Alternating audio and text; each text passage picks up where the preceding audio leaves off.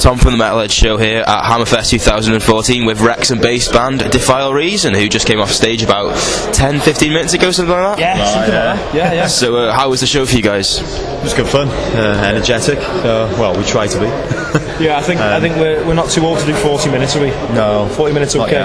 You're a bit old, but yeah, I'm a bit old, yeah. But yeah, it was good because as soon as you get up there, the crowd really bring it out of you. So we enjoy it, really enjoy it. Big crowd. I haven't been into the arena yet, so I haven't seen how many. Yeah, when we first set it up on stage, you looked around and it was like there was a lot of space in there, just like. Might have been 150 people in there at the time, but by the time we finished, it must have been pushing 400 or 500 going in there. It was suddenly just packed out. So yeah, it does. Like you say, I think it's because of the drip feed effect, because people are still coming in, and you know, so it was. But it was good. They were a really good crowd. Really enjoyed it. Awesome. So you secured your slot at this festival by finishing second place as the national runners-up in the Highway to Hell competition. How does it feel to do so well in that competition, and how did you guys celebrate? Oh God! Beer. Well, what was it? Disaronno for me. It was one of them things where because we purposely worked hard to try and just jump on the radar for the Highway to Hell thing. We didn't actually expect to get through to the final because there's so many great bands. And when we got through, they told we were going up to Glasgow to compete. We were just kind of like, right, we're just going to have to spend the rest of the year preparing for that, and we did. And we went up there, we were well rehearsed, we prepared, we were comfortable, we did it. But when you see the quality of bands up there, mind blowing, absolutely mind blowing. So to come second was, I think I kind of froze for about 10 minutes when they announced our name. You did, me and Skeggsy just chilled. Yeah, I just stood there and froze. I was like, wow. And then just a load of beer followed. Nice. I think I went to bed about 4:30, 4:45. Oh, you mingled there? Yeah, I was suffering the next day. Yeah. Well worth it. Well worth it. So let's get a bit of background information, how you got together, your main influences, favourite gigs you've played so far. Sound. Well, me and Gav have played in bands together for a couple of years on and off, haven't we? And before then, Gav was in bands with Skeggsy as well, the bass player. So, and Todd, the drummer, he's actually our replacement drummer who covered for Rad when Rad left to go to uni. And you were in college with Todd? Yeah, I was in college with Todd in music, so I knew he was just a fantastic musician. So.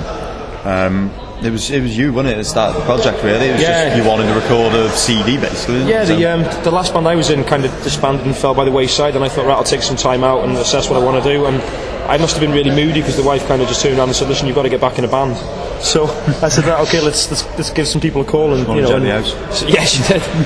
So we kind of just put things together, and the aim was not to actually go out and gig. It was just to kind of put a band together, write new songs, and just release a CD. Yeah. Whether that be an EP or an album. And we thought we might gig later if anything come of it. And it turned out that we ended up gigging before we recorded, and I think we just hit the road and just constantly gigged and then released demo, didn't we? Released the EP.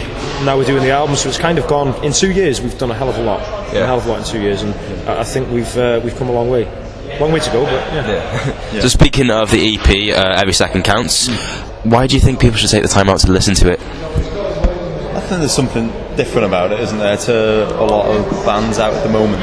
Yeah, especially unsigned bands, because we haven't really come across many bands at all that we kind of suit and we gig with.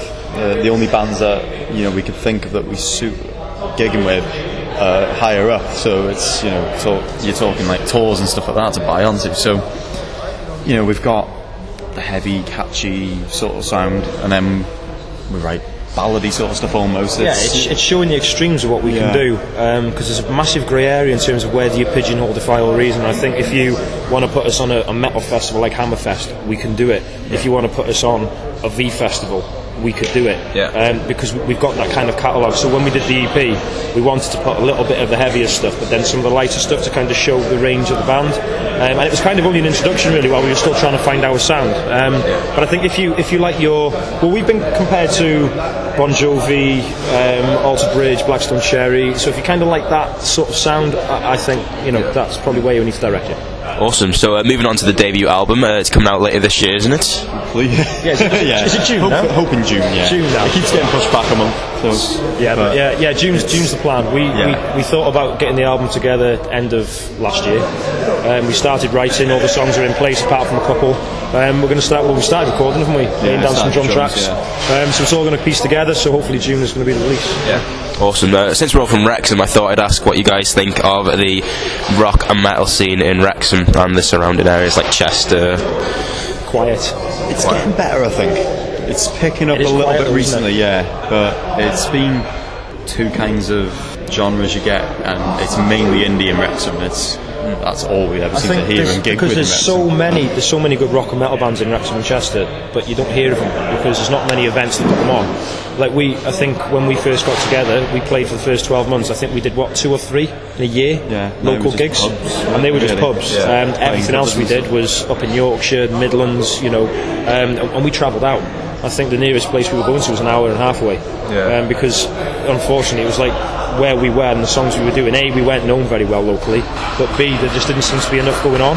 And I think, but because places like Central Station, the TIV, Chester have now opened a few new venues, so there's exactly, and I think there's a big push now on getting bands in, and it's dragging people in now, and I think that's what we need.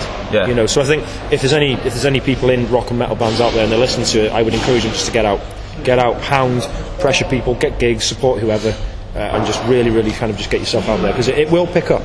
It's just having the determination to do it, I think. Awesome. And the final question: would you guys be interested in coming on the show for a live interview closer to the release of your album? Without a doubt. Definitely. Yes. Awesome. Yes, without a doubt. Throw an acoustic session in as well if you want. Yeah, definitely. We haven't done that before, so that'll be interesting. Cheers for this, guys. Have a good weekend. Thank you very much. Thank you very much.